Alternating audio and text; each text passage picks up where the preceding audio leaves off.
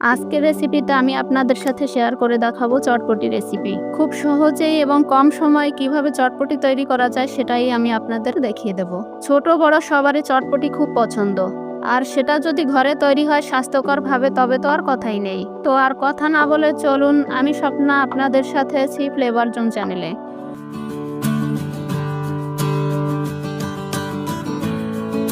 শুরুতেই নিয়েছি half KG বুটের ডাল। ডালটা আমি খুব ভালো করে ধুয়ে 1 ঘন্টা আগে ভিজিয়ে রেখেছিলাম। এবার আমি ডালগুলো প্রেসার কুকারে দিয়ে সিদ্ধ করে নেব। ডাল প্রেসার কুকারে দিয়ে সিদ্ধর থেকেও একটু বেশি পানি দিয়ে দেব। সিদ্ধর পরে যে পানিটা থাকবে ওই পানির ভিতরেই আমি চটপটি রান্না করে ফেলবো।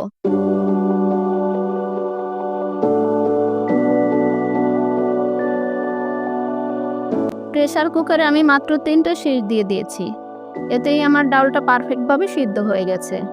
ডাল সিদ্ধ করে আমি ছোট্ট একটা পাতিলে ঢেলে নিয়েছি। এটাতেই আমি রান্না করব। সিদ্ধর পরে প্রয়োজন হলে হালকা পানি অ্যাড করে নেবেন। আমি হাত দিয়ে চেপে আপনাদেরকে দেখিয়ে দিচ্ছি আমার ডাউলগুলো পারফেক্টভাবে সিদ্ধ হয়েছে। আপনারা কতটা লিকুইড রেখে চটপটি রান্না করবেন সে অনুযায়ী পানি দিয়ে দেবেন। সিদ্ধর পরে পানির পরিমাণ কম মনে হলে সামান্য একটু গরম পানি অ্যাড করে দিতে পারেন। এ পর্যায়ে আমি অ্যাড করে দিচ্ছি চটপটির মশলা। হাফ কেজি বুটের ডাউলে আমি 1 প্যাকেট মশলার 3 ভাগের 2 ভাগ দিয়ে দিয়েছি।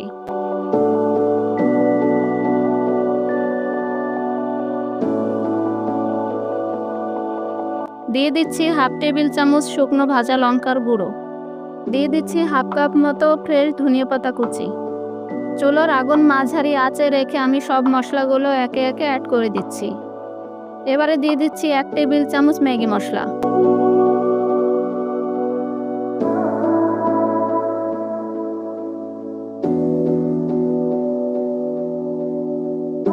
আমি 2টি আলু সিদ্ধ করে খোসা ছাড়িয়ে আধা ভাঙা করে রেখেছিলাম। সেই আলুগুলো এবার অ্যাড করে দিচ্ছি। ডাল সিদ্ধর সময় লবণ দিয়ে দিয়েছিলাম। লবণের পরিমাণ আপনাদের কম বেশি মনে হলে পরে আবার অ্যাড করে দেবেন। আমার চটপটি রান্না শেষ। এবার একটি বড় বাটিতে কিছুটা চটপটি তুলে নিচ্ছি। আপনাদের একে একে দেখিয়ে দিচ্ছি চটপটি রান্নার শেষে আমি কি কি মশলা অ্যাড করব। প্রথমে দিয়ে দিচ্ছি কিছু পেঁয়াজ কুচি। দিয়ে দিচ্ছি কিছু কাঁচা লঙ্কা কুচি।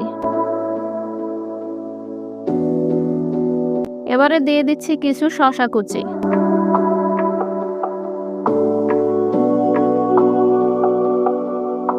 এবারে অ্যাড করে দিচ্ছি কিছু ফুচকা ভাঙা। ফুচকাগুলো ভালো করে ভেজে একটু আধ ভাঙা করে নিয়েছি, সেটাই আমি চটপটির উপরে দিয়ে দিচ্ছি।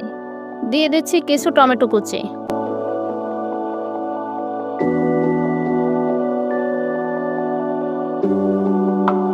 এবারে দেখার সৌন্দর্যের জন্য দিয়ে দিচ্ছি বড় করে কেটে রাখা 2 টুকরো টমেটো।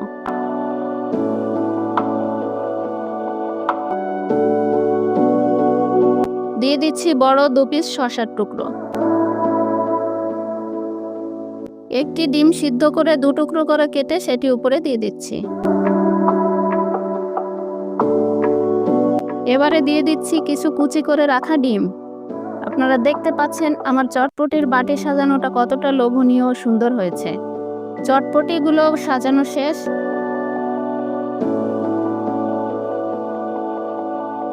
এবারে চলুন তেঁতুল জলটা তৈরি করে নিই। একটি বাটিতে নিয়ে নিচ্ছি কিছুটা তেঁতুল, দিয়ে দিচ্ছি পর্যাপ্ত পানি।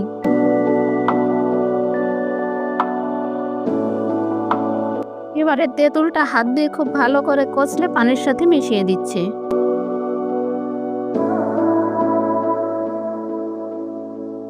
তেঁতুল ভালো করে গলানো হয়ে গেলে আরেকটি বাটিতে ছাঁকনি দিয়ে ছেঁকে নিব।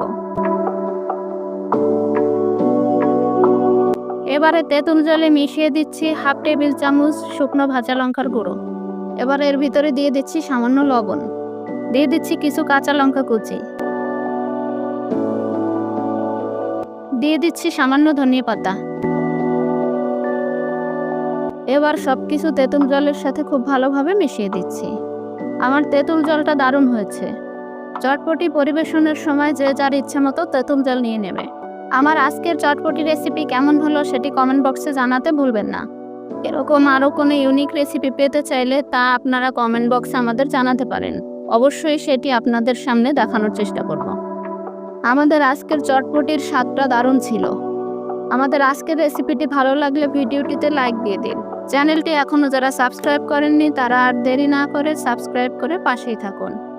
দেখা হবে পরবর্তীতে আরও কোনো ইউনিক ভিডিও নিয়ে। সে পর্যন্ত সবাই ভালো থাকুন, সুস্থ থাকুন, এ প্রত্যাশায় বিদায় নিচ্ছি। আল্লাহ হাফেজ।